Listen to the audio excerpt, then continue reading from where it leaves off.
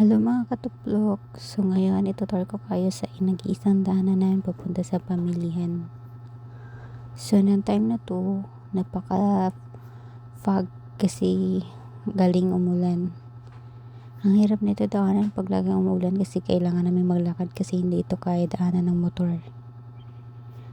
Kapag pupunta kami dito, minsan nakapa kami kasi yung namin ay punong-puno ng putik.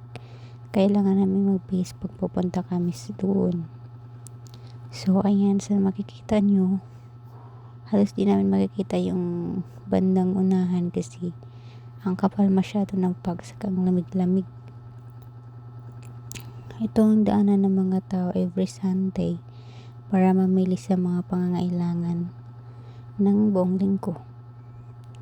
So, may mahirap pa itong daan kasi dito lang ako nakapag-video kasi medyo mahirap mag-video doon sa taas.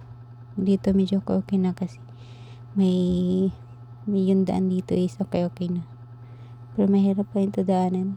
So, dyan dito na kami sa may semento. Buti nga dito is na na to ng barangay dito kaya na semento na.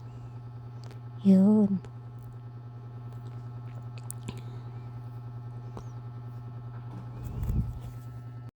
Sa bandang baba niyan is wala na ding semento kasi hanggang doon lang yung semento niyan sa may bandang baba. Yan. Balik ulit sa hirap na daan. Malapit na yan. Yo. Fresh na fresh yung hangin dito. Sobrang lamig. So, ito yung sinasabi ko na balik ulit sa hirap na daan. Yan.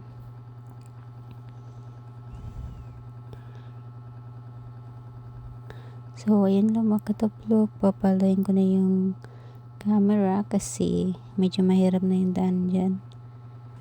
Baka malaglag pa yung phone ko. Bye-bye!